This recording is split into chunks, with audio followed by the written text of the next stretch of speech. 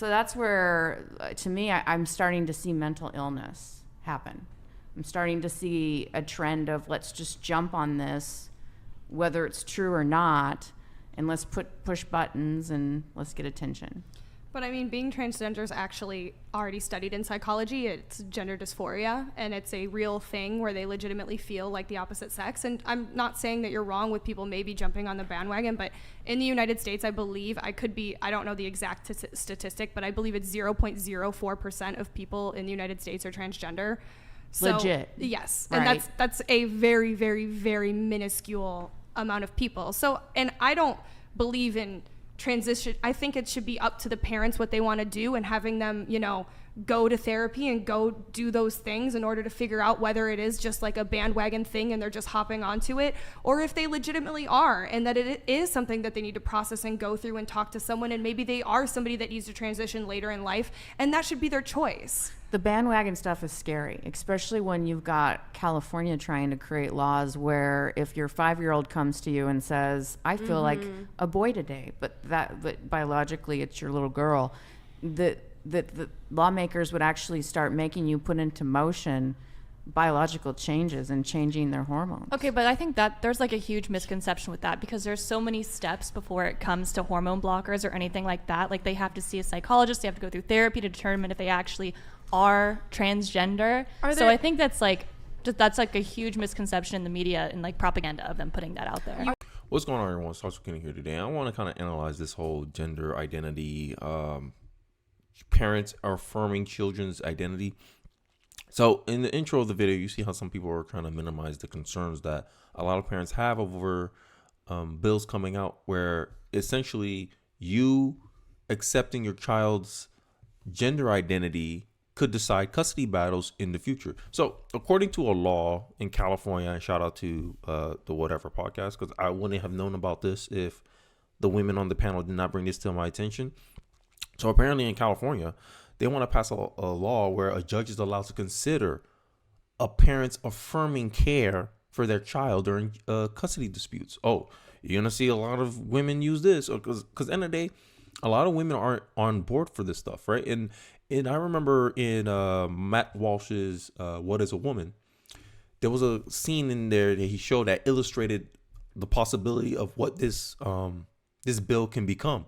A father had a daughter, and she identified as a son, and they were like, oh, we need to go on gender hormones right now. And the father was like, hold up. No. I don't want this on my daughter. Don't put anything in my daughter's body.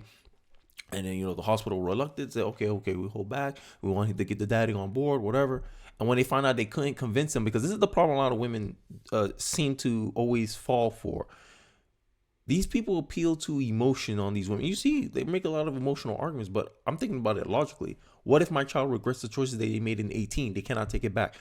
Are you 100% confident that this is gender dysphoria? No one can really tell us, because at the end of the day, the child or the person is the one that determines whether he is a transgender or not. The minute he decides he's not a transgender anymore, what you did was essentially mutilate him, right? Like that. My argument as a father is, what is the difference between mutilation and gender affirming care? How the person perceived the operation. If I thought I was a woman and I wanted to look more like a woman, and I did all these procedures, all the steps, I dress myself as a woman, I do all the things that I need to do so I could present myself as a woman. And then 20 years down the line, I found out, everything in reality is smacking me in the face to let me know I'm not a woman. I don't get periods every month, right? I can't give childbirth, right? I have no capacity to give childbirth.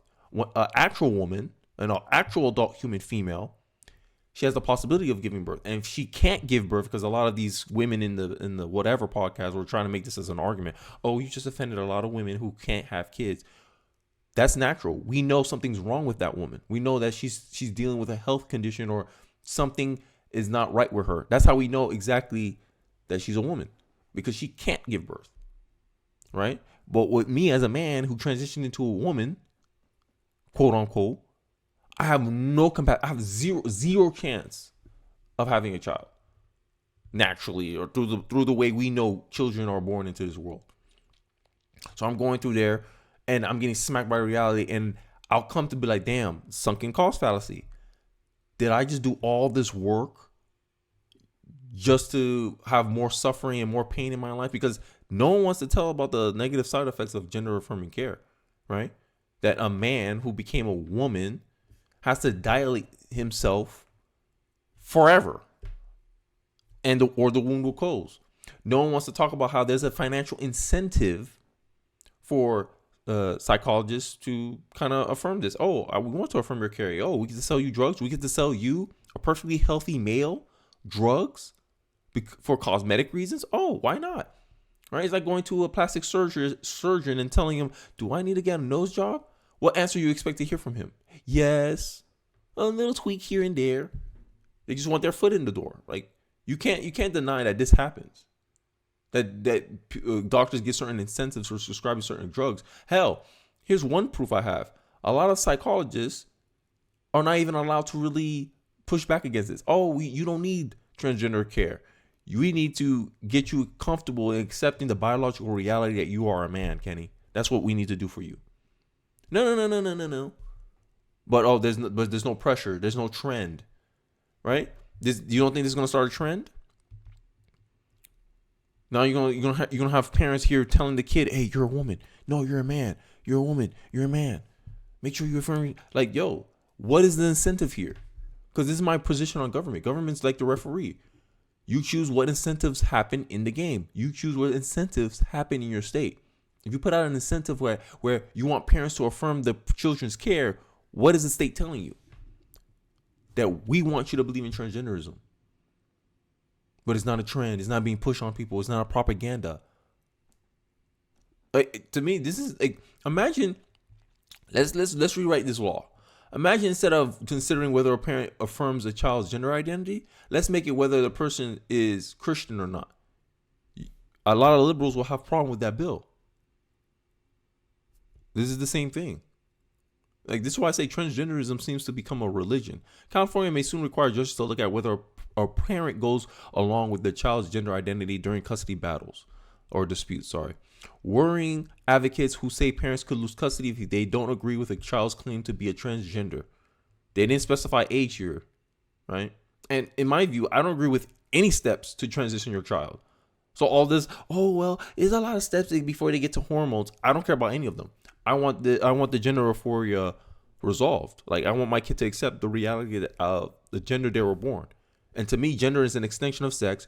Gender is meant to encapsulate all the biological terms into one word: woman, adult, human, female. All those are scientific. The development stage, the gender, right, and the species. That one word encapsulates all that. So when they try to make, gender's a social construct. Social construct for what? To observe what? Because language has a function to communicate, right? That's the function of language. Everyone knows that. So to make this dumb argument, oh, it's a separation of gender. No, you're living in La La Land. Gender is not a social construct. Gender is a means to an end. Hey, we want to articulate what's out in reality. If I tell you, hey, look at that woman over there. Oh, go find the woman with the red dress. And you see a man that look like a woman with a red dress, and you see a natural looking woman with a red dress, you're going to be confused. You're going to be the one confused. Right? And this is a more modern definition of women. Like, end of the day, you guys are changing definitions. This is the claim that a lot of these gender advocates don't want to seem to concede, is that they're fighting over definitions. They're not really fighting. They're not really making any actual point. That's my view anyway. Right? But I just wanted to talk about it. I saw it looking for stories, and it made me remember the whatever podcast. So, hey, let me know what you guys think about this stuff. You think this is crazy that now parents are going to be, instead of finding out who's more financially fit to take care of the child, who's actually more responsible for the child, gender identity may